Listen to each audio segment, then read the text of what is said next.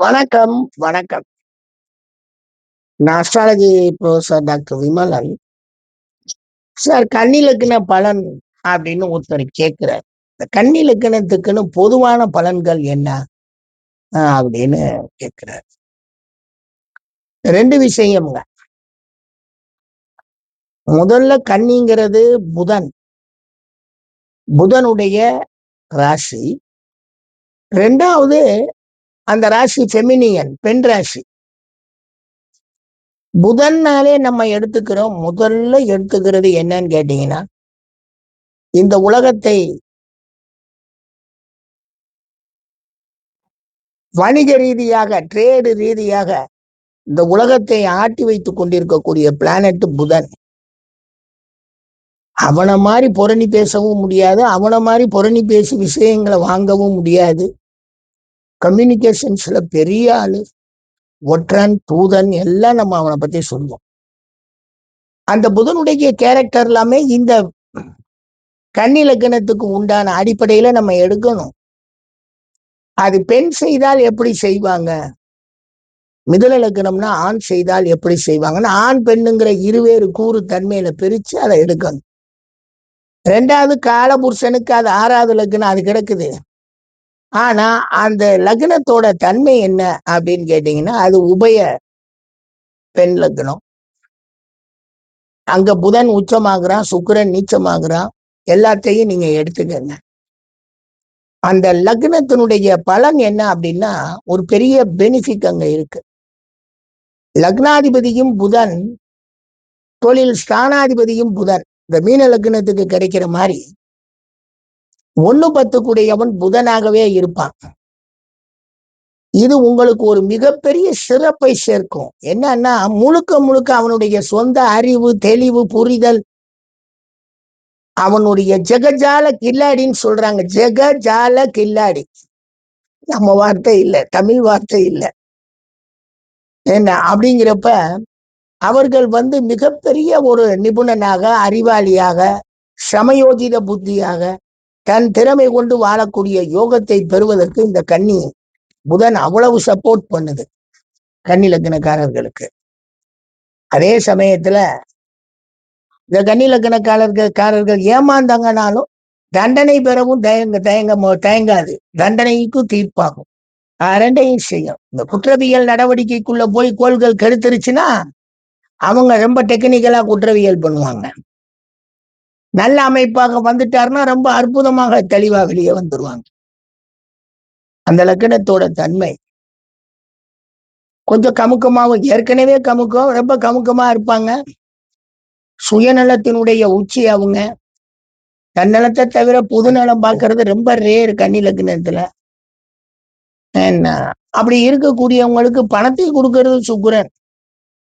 நினைச்சா எவ்வளவு வேணாலும் அள்ளி கொட்டி கையில கொடுத்துட்டு போயிடுவான். ஒழுக்கத்தை கொடுக்கிறவனும் அதே சுக்கிரன் தான்.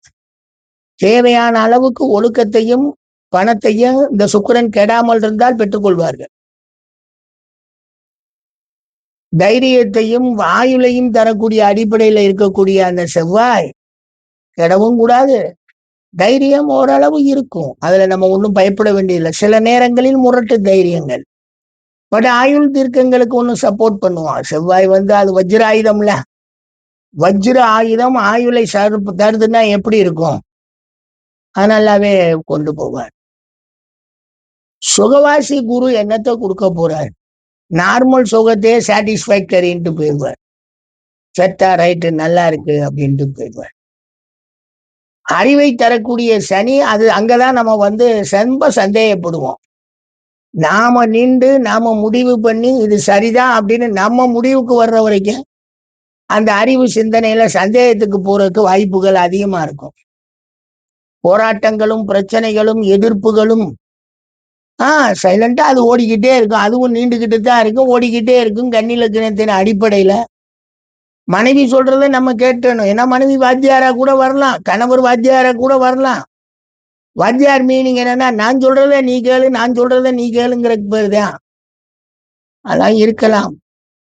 திடீரென்று ஏற்படக்கூடிய சின்ன சின்ன சங்கடங்கள், வருத்தங்கள், அப்புறம் அது சரியாயிரும். அதிர்ஷ்டம் செல்வ யோக அதிர்ஷ்டம்னா நீங்க நினைச்சு பார்க்காத அளவுக்கு கொட்டி அள்ளி கொட்டி கொடுக்கும் கன்னியா லக்னத்துக்கு, நினைச்சே பார்க்க முடியாது. இவ்வளவுதான் கிடையாது, அவர் பாட்டுக்கு எல்லையற்ற தன்மையில அழகான பிசினஸ் பண்ணிட்டு ஆம்சமா உட்கார்ந்து இருப்பார். 10ல் அந்த புதன் டெக்னிக்கல் அறிவு, டெக்னாலஜி அறிவு, அதாவது பிரசன்ஸ் ஆஃப் மைண்ட்ல கொண்டு போனக்கூடிய அறிவு. நான் ஒருத்தனை பார்த்தேன், அவனை பார்த்தெல்லாம் நான் மிரண்டுட்டேன். ஆகா, இவ்வளவு பெரிய திருடன் அவன் இருக்கானே அப்படின்ட்டு. சீ போடா, அன்னைக்கே அமுச்சு விட்டேன் அந்த கன்னியா லக்னக்காரனை. அவன் எனக்கு கொஞ்சம், நான் அவனை கொஞ்சம் அசிஸ்டா வச்சிருந்தேன், முட்டா பயிலுங்க. ஆனா ஏமாத்துனா பாருங்க, சிச்சி மூஞ்சிலே முடிக்காரான்ட்டு வந்தேன் கன்னியா லக்னம். ஏன்னா அவ்வளவு அறிவு. அத நான் எனக்கு விவரம் தெரியுது, நான் கண்டுபிடிக்கிறேன். ஆனா எல்லாருக்கும் அந்த விவரம் தெரிஞ்சிருமா? தெரியாது இல்லையா?